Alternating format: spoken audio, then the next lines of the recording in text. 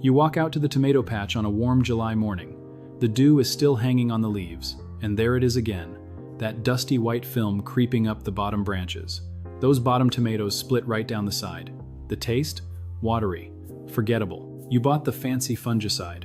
You bought the calcium spray with the cartoon tomato on the bottle. $22. Maybe more. And here you stand, watching the same disease eat the same plants on the same fence line for the third summer in a row. Now here's the bold part. An Amish grower in Lancaster County, Pennsylvania has been growing tomatoes on the same soil for over 40 years without a drop of store-bought fungicide. His tomatoes taste like the ones your grandmother grew, and the whole season-long secret costs less than a gallon of milk. The garden chemical industry has no incentive to tell you any of this. They sell you the problem, then they sell you the cure, then they sell you next year's stronger version of the cure. Stay with me, because around the middle of this video, I am going to show you the exact pantry mix that stops powdery mildew dead in its tracks for less than the price of a cup of coffee. And I am going to share the one finale trick, pulled straight from an old USDA bulletin, that the Amish never stopped using even when the rest of America forgot. Before we go any further, do me a favor. Drop your growing zone in the comments, just the number. Zone 5, Zone 7, Zone 9, whatever you are. I read every one, and it helps me tailor what comes next for folks just like you. I remember the first time I saw it done right. It was 2009. I was driving back roads outside Intercourse, Pennsylvania, looking for a roadside stand, and I pulled over at a little white farmhouse with tomato plants taller than the porch railing. The woman selling the baskets had flour on her apron and a paring knife in her hand. She cut me a slice right there. I have been chasing that flavor ever since. So let me tell you what I learned, and let me tell you what the garden center clerk will never put on a shelf. Start with the leaves. Powdery mildew is not really a dust. It is a living fungus, and it lives on the outside of the leaf, not inside it. That matters, because anything that changes the surface of the leaf, even a little, makes that fungus unable to grab on. The spores need a slightly acidic, slightly damp surface to germinate. Shift the surface even a half a point on the pH scale, and they cannot get a foothold. Now, what shifts that surface for pennies? Plain baking soda, the yellow box in the back of your fridge. Cornell University ran the trials back in the 1990s, and a researcher named Dr. Kenneth Horst published the work that became the foundation for nearly every organic fungicide spray sold today. He found that 1 tablespoon of baking soda mixed with a half teaspoon of liquid soap and 1 gallon of water sprayed every 7 to 10 days reduced powdery mildew infection by over 70% on tomatoes, roses, and cucumbers. 70%. From a box that costs $1 and change. And here is where it gets uncomfortable for the people selling you the $22 bottle. That fancy spray on the shelf? Read the back. Half of them list potassium bicarbonate as the active ingredient, which is the chemical cousin of the baking soda already sitting in your kitchen. You have been paying a 20 times markup for the same chemistry, in a smaller bottle with a prettier label. But baking soda alone is only half the story. Because if you only treat the leaves, you are still going to get those split, watery, flavorless tomatoes. And that brings us to the soil, which is where the real Amish secret begins. Here is the question nobody asks. Why do Amish tomatoes taste different? It is not the variety. They grow the same beefsteaks and brandy wines you can buy at any seed rack. It is what is going on under the ground. Tomatoes are heavy feeders, but more than that, they are heavy drinkers of one specific mineral, calcium. When calcium runs low, you get blossom end rot, that ugly black patch on the bottom. You get cracks. You get a tomato full of water instead of flavor. The garden industry sells you bottles of calcium spray for $15, $20 a pop. And it barely works, because foliar calcium does not move well into the fruit. The University of Florida IFAS extension confirmed that in trials going back to 2014, calcium has to come up through the roots, slowly, all season long. So what does the Amish gardener do? He cracks eggs for breakfast, and he saves every single shell. He dries them on a windowsill or a low oven. He crushes them with a rolling pin until they are nearly a powder, and he works a full cup of that powder into each planting hole before the tomato ever goes in the ground. Each shell is roughly 95% calcium carbonate, the same active ingredient as agricultural lime, the same calcium the plant is begging for, and it releases slowly, week by week, as the soil microbes do their work. You want to know what that costs? Nothing. You are throwing it in the trash. Now I can already hear some of you thinking, well, that is fine for someone starting fresh, but my tomatoes are already in the ground. My garden is 20 years old. The bed is set, the cages are up, the plants are already 2 feet tall. Does this help me at all? Yes. And this is the part I want you to actually do this weekend. Take your collected eggshells, crush them as fine as you can get them, with the bottom of a heavy glass or a coffee grinder you do not love anymore. Pull back the mulch around each existing tomato plant in a circle about a foot wide. Sprinkle a half cup of crushed shell right on the soil surface. Scratch it in with a hand fork, just the top inch. You are not trying to dig up the roots. Pour a slow gallon of water over the top. Replace the mulch. That is it. The calcium will start moving down within 10 days, faster if your soil is already biologically active. You will see new fruit set without the black bottom. You will see fewer cracks on the top shoulders. And if you keep adding a quarter cup every 3 weeks, you will carry it all the way through the season. While you are out there, mix your baking soda spray. 1 tablespoon, half teaspoon of plain dish soap, 1 gallon of water in a pump sprayer. Spray it in the early morning, before the sun gets on the leaves. Get the undersides too. That is where the mildew hides first. Repeat every 7 to 10 days, and after any heavy rain that washes it off. You will be amazed how fast that dusty white film stops spreading. And here is the part nobody tells you about established gardens. The soil under a long-running tomato bed is usually starved for one other thing: magnesium. The leaves start going yellow between the veins, and the tomato flavor goes flat. Plain Epsom salt, the kind you soak your feet in, is magnesium sulfate. 1 tablespoon dissolved in a gallon of water, poured around the base of each plant once a month, and you have just done what a $40 bottle of micronutrient mix claims to do. The carton is $2 at any drugstore in America. The big box stores stock it 3 aisles away from the $15 bottle that does the exact same job. They know. They are counting on you not knowing. So now we have the leaves covered, we have the calcium covered, we have the magnesium covered, but there is still one more thing. And this is the one that explains why those Amish tomatoes tasted like a different fruit entirely. Sugar. Real sugar in the fruit. Bricks, the growers call it. It is a measurement of dissolved sugars, and it is what separates a tomato that makes you close your eyes from a tomato that makes you shrug. Now, most folks think sweetness comes from the sun. Sun matters. But the real driver, the one almost nobody talks about, is the potassium to nitrogen balance in the soil during fruit set. Too much nitrogen and you get a beautiful green plant with bland fruit. The plant is putting all its energy into leaves. The home gardener over-fertilizes with nitrogen-heavy mixes because that is what gets sold to them in big, colorful bags, and then they wonder why the tomatoes look perfect and taste like nothing. Potassium is the mineral that drives sugar into the fruit, and the cheapest, most available source of potassium in the average American home? Wood ash. Plain ash from a fireplace, a wood stove, or even a clean fire pit. Hardwood ash, oak, maple, hickory is about 3 to 7% potassium by weight, and it has been used by farmers in this country since before the Revolution.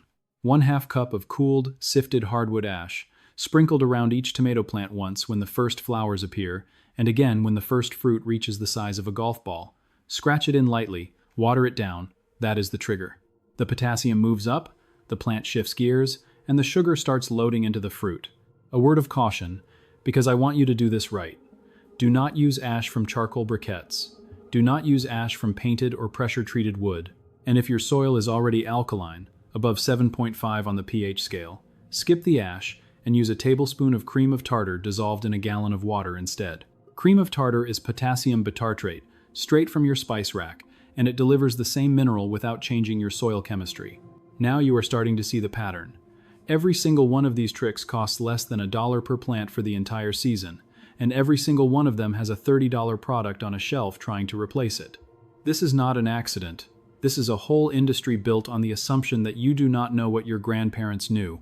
Which brings me to the part I promised you, the finale.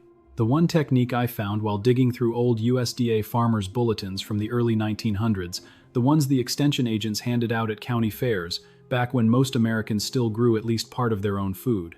The bulletin was number 1233, published in 1922, and it described a practice the Pennsylvania Dutch growers used to call sweetening the row. It is so simple you are going to be annoyed nobody ever told you. You take plain whole milk, any milk, even milk that is about to turn. You mix it 1 part milk to 9 parts water. So 1 cup of milk in 9 cups of water. You pour 2 cups of that mixture at the base of each tomato plant once a week, starting when the first fruit appears and continuing until the harvest is done. That is it. That is the secret. Here is why it works. And this is the part that floored me when I read the research. Milk contains lactose, a sugar that most plants cannot use directly, but it feeds a specific group of soil bacteria, the Lactobacillus family, the same bacteria that ferment yogurt and sauerkraut. Those bacteria explode in population around the root zone. They outcompete the bad fungi in the soil, including the early blight and the fusarium wilt that destroy tomato crops every August. And they release a steady drip of plant-available calcium and amino acids that the tomato pulls right into the fruit. The University of Florida revisited this old practice in 2012 and published findings that diluted milk sprays and soil drenches reduced fungal disease pressure on tomatoes and squash by up to 60%. 60% from spoiled milk. There is more. The milk fats coat the leaves with a thin protein layer that physically blocks powdery mildew spores from attaching. So you are treating the disease at the leaf and feeding the soil at the same time, with one pour from a jug that was about to go in your trash. The Amish never stopped doing this. They never had to.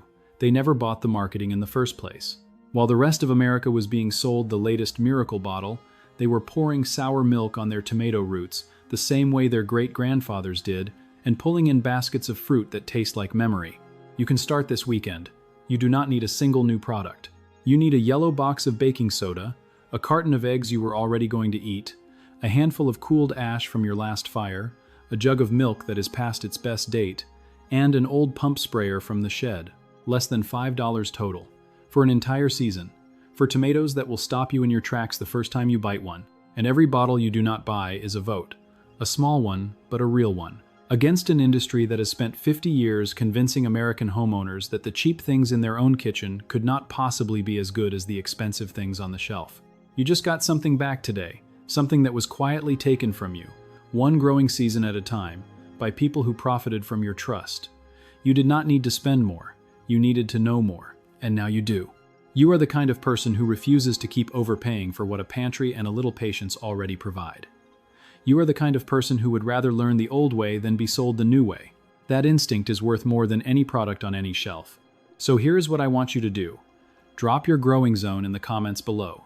Zone 4, Zone 6, Zone 8, whatever you grow in, and tell me which of these you are going to try this weekend. The baking soda spray, the eggshell scratch-in, the wood ash at flower set, or the milk pour. I want to hear it. I read every comment, and I tailor the next videos to what you tell me. And if you have been watching this far, do one more thing. Subscribe. Not because it helps a channel, but because there is a small but growing group of us putting back together the practical knowledge that got buried under 50 years of marketing. Cheap fixes. Old wisdom. Things that actually work in the dirt and the kitchen and the yard you already own.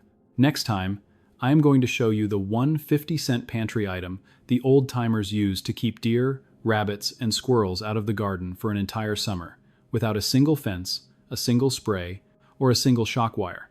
It is in your spice cabinet right now. And you will never look at it the same way again. I will see you in the next one.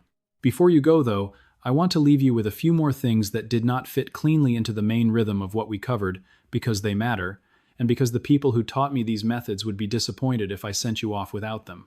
The first is timing. I have watched gardeners apply every single one of these remedies correctly and still get poor results, and almost every time, the problem was the clock. The baking soda spray, for instance, should go on in the early morning, ideally between 5 and 7, before the sun climbs high enough to bake the solution into the leaf surface. The Amish growers I learned from in Lancaster County, particularly an older man named Eli Stoltzfus, who has been farming the same 18 acres since 1968, would walk his tomato rows at first light with a copper hand sprayer his grandfather bought in 1934. He told me once that spraying after 10 in the morning was the same as not spraying at all, and sometimes worse, because the residue could scorch the leaves and invite the very fungal entry points you were trying to prevent. The same is true of the milk pour. Apply it in the cool of the day, let it soak in slowly, and never drench the foliage in direct afternoon sun. The eggshells take patience of a different kind. You cannot crush them the morning you plant and expect calcium to be available to the root system by the time the first fruit sets. Calcium carbonate breaks down slowly in soil, over a period of roughly 6 to 8 weeks depending on soil pH, moisture, and microbial activity. The old method was to start saving shells in November, dry them on a wood stove or a low oven for 15 minutes at 200 degrees, grind them in a hand mill or between two flat stones, and work them into the planting bed by late February or early March. By the time the tomato roots reach down looking for minerals in June, the calcium is dissolved, plant available, and waiting. Skip that lead time and you are essentially sprinkling white gravel around your plants and hoping for the best. Wood ash deserves a warning too. Not all ash is equal. Ash from hardwoods like oak, hickory, maple, and ash itself contains roughly 5 to 7% potassium by weight, along with calcium, magnesium, and trace amounts of phosphorus. Softwood ash from pine or spruce contains less than half that and can carry resins that suppress microbial life in the soil. And ash from anything painted, stained, or treated, or from charcoal briquettes soaked in lighter fluid, should never touch a garden bed. I have seen entire tomato patches stunted for 2 seasons because someone dumped a bucket of grill ash thinking potassium was potassium. It is not. There is one more thing the old-timers did that I almost forgot to mention, and it is the simplest of all. They talked to their plants. Not in a mystical sense, though some of them did believe the plants could hear them, but in the practical sense of walking the rows every single day, slowly, with their eyes down and their hands ready. A yellowing leaf at the bottom of a tomato vine on a Tuesday tells you something important on Wednesday. A curl in the new growth, a faint dusting of gray on the underside of a leaf, a soft spot at the blossom end of a green fruit. These are the early signals that no spray, no soil amendment, and no fertilizer can replace. The Amish farmers I have spent time with do not own moisture meters or pH probes or leaf tissue test kits. They have something better. They have attention. And attention, given freely and consistently over 20 or 30 or 60 growing seasons, becomes a kind of knowledge that no university extension office can match and no garden center can sell you in a plastic bottle. That is the real secret, not the baking soda, not the milk, not the ash or the shells. The secret is showing up.